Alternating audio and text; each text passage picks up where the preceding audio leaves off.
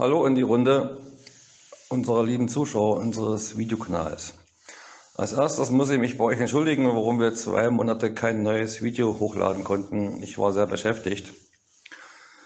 Es begann damit, dass im Dezember mein Geschäft in Ufa pleite gegangen ist. Nach einem Denkfehler, würde ich sagen, aus der heutigen Sicht. Wir hatten ein Geschäft eröffnet für die Reparatur von Elektrogeräten und die Vermietung von Werkzeugen. Das lief ganz gut an. Und im Weihnachtsgeschäft hatten wir uns so gedacht, wir bestellen Ware, um zu verkaufen. Hatten wir auch getan. Wir hatten zu dem Zeitpunkt das Geld, um die Miete für den Laden zu bezahlen, zusammen.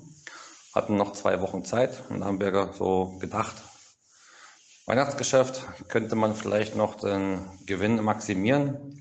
Bestellt, es lief gut an. Aber dann fehlte uns etwa die Hälfte zum Geld für die Miete an die Kaufhauskette zu bezahlen.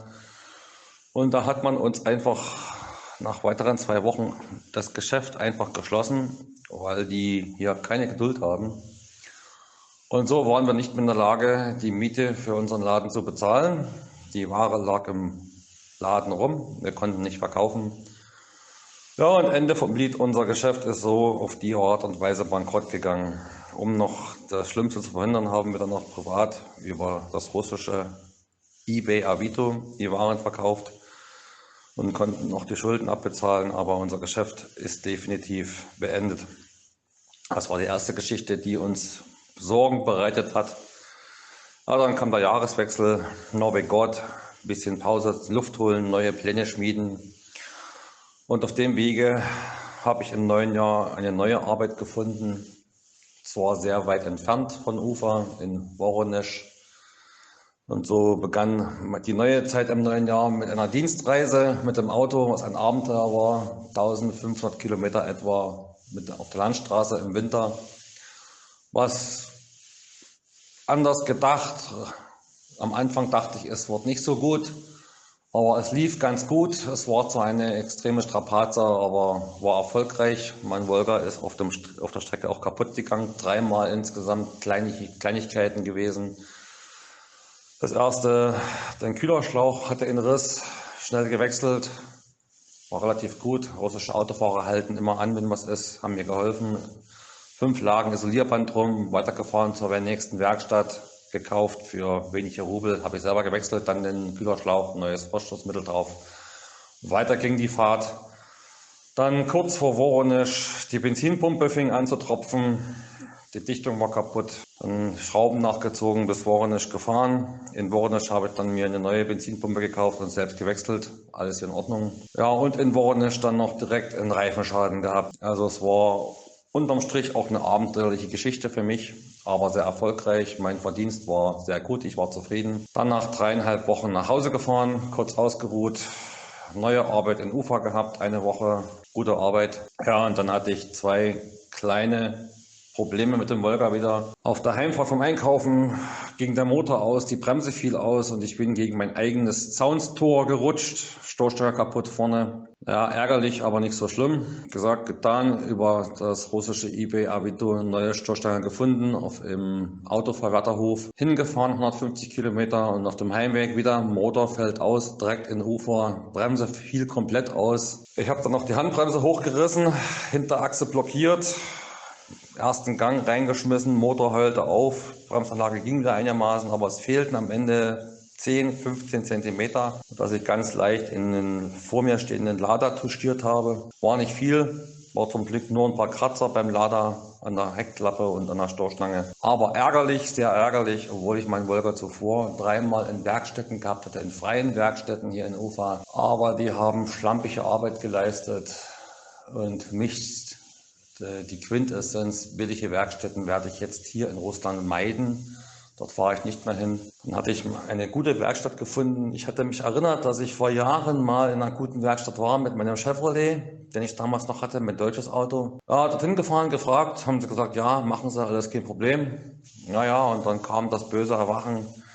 Die anderen Werkstätten hatten so gut wie nichts gemacht, am Vergaser wurde nichts gemacht, Zündkerzen wurden nicht gewechselt, Ölpumpe wurde nicht gemacht, Bremsanlage wurde auch nicht gemacht, wie ich es gesagt hatte. Ja, und dann habe ich dort alles in Auftrag gegeben und diese Werkstatt hat sogar noch mehr repariert, als abgesprochen war. Mein Volga fährt jetzt wieder wirklich wie neu, der Motor läuft ganz ruhig. Also ich bin sehr zufrieden.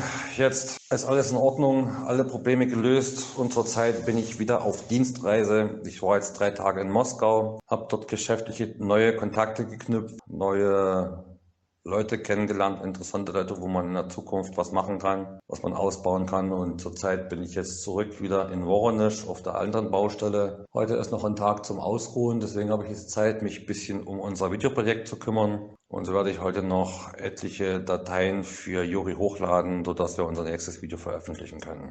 Im letzten 4. Video am Ende hatte ich angesprochen, dass wir noch erzählen wollten, meine Reisen wegen meinen Zähnen nach Moskau. Nach Rücksprache mit Juri haben wir beschlossen, dass wir das als uninteressant empfinden und es besser ist, wenn wir diese Zeit auslassen und direkt zu dem Zeitpunkt gehen, wo es dann interessant wird, wo ich meine Frau kennengelernt habe und wie es dann mit der Migration nach Russland weiterging, warum, wieso, weshalb, weswegen wir uns für Russland entschieden haben, welche bürokratischen Probleme wir hatten. Beginnen möchte ich mit dem ersten Tag, an dem ich meiner lieben Frau das erste Mal audiovisuell begegnet bin. Also es war ein ganz normaler Tag in Deutschland. Ich war auf Arbeit gewesen, bin nach Hause gekommen. Einen Tag zuvor hatte mich eine sehr gute Bekannte in eine WhatsApp-Gruppe eingeladen, wo man sehr gut Sprache lernen kann. Dort hatte ich mich per Audionachricht vorgestellt, also einen Tag zuvor, und den Wunsch geäußert, dass ich um eine Möglichkeit suche, meine Sprache zu verbessern, meine russischen Sprachfähigkeiten zu intensivieren, vor allen Dingen grammatikalisch und vor allen Dingen Praxis. Praxis war notwendig, dass ich besser verstehe, die gehörte Sprache verstehe und auch selber besser sprechen kann. In dieser WhatsApp-Gruppe hatte sozusagen den Sinn, deutsche und russische Staatsbürger zusammenzubringen, die sich gegenseitig beim Sprachelernen helfen. Also russische Leute haben dort Deutsche gesucht, die Deutsch gelernt haben, die russischen Leute, und Deutsche suchten dort russische Leute, um Russisch zu lernen, sozusagen ein Joint Venture, Deutschland, Russland, sich gegenseitig helfen in der Praxis beim Sprachlernen. Nun, meine Frau hat meine Stimme dort gehört in der WhatsApp-Gruppe und war sofort fasziniert. Sie hatte innerlich den Wunsch gespürt, sie wollte mich kennenlernen. So sprach sie mir einen Tag danach 3 Audionachrichten und ich hörte diese ab. Mir ging es in diesem Moment, als ob ein Blitz mich getroffen hätte mitten ins Herz. So begann eigentlich unsere gemeinsame Geschichte. Einen Monat später flog ich zu ihr nach Ufa und wir trafen uns das erste Mal persönlich auf dem Flughafen. Unsere erste Begegnung werde ich nie vergessen, denn in diesem Moment stand ich voll in meinem Herzen in Flammen. Sie sehen, Tränen in den Augen, so glücklich war ich in diesem Moment, in die Arme nehmen und es war perfekt. Wie man so schön sagt, es war Liebe auf den ersten Blick für uns beide. Nun, meine erste Reise nach Ufa war nicht so geplant. Ursprünglich war diese Reise geplant als Urlaubsreise mit einem Schulfreund, um Moskau kennenzulernen. Einfach nur Moskau, 2 Wochen und Männerurlaub unter Schulfreunden, Sprache ein bisschen lernen, Sehenswürdigkeiten anschauen, mal das GUM besuchen, den Kreml mal sehen. Ja, dort gibt es schöne Automuseen und Militärmuseen und andere Dinge, die man gerne mal sehen wollte aus der nächsten Nähe. Park Pobjede, die Metro ist auch eine Attraktion für sich. Das waren so unsere Pläne. Aber eine Woche bevor wir die Reise machen wollten, hat mein Schulfreund abgesagt aus privaten, persönlichen Gründen. Und so eröffnete sich für mich die Möglichkeit, diese Reise zu nutzen, um nach Ufa zu fliegen. Also hatte ich spontan umentschieden, okay, Anschlussflug suchen nach Ufa und habe sozusagen mein Mädel damit vollkommen überrascht, dass ich schon nach einem Monat sie besuchen komme. So entstand eigentlich die erste Reise nach Ufa für mich. Also im Prinzip göttliche Fügung. Ja, und in den 2 Wochen näheres Kennenlernen von uns beiden stand eigentlich schon die erste Frage für uns im Raum: Wo wollen und wo können wir zusammenleben? Deutschland oder Russland oder ein anderes Land? Das war eigentlich die Kernfrage für uns und so begann eigentlich der Kleinkrieg mit der Bürokratie. Erstmal abchecken, wie sind die bürokratischen Bedingungen in Deutschland, wie sind sie in Russland, Und da traten auch schon die ersten Schwierigkeiten auf, weil ich damals schon festgestellt habe, Bürokratie Deutschland, Russland, die sind einfach nicht kompatibel. Das passt einfach nicht, weil die Hürden in beiden Ländern relativ hoch sind, dass der eine oder andere von uns in dem einen oder anderen Land mit dem Partner zusammenleben kann. Nach kurzer Zeit, etwa nach 3 Monaten, bin ich wieder geflogen nach Russland zu Jana, und dort hatten wir schon beschlossen, dass wir heiraten wollen. Wir wollten unbedingt zusammenleben. Einen anderen Wunsch hatten wir nicht. Und uns war es eigentlich zu dem Zeitpunkt egal, in welchem Land. So hatten wir uns vorbereitet, dass wir alle bürokratischen Dinge in Russland soweit vorbereitet hatten, alle bürokratischen Dinge in Deutschland.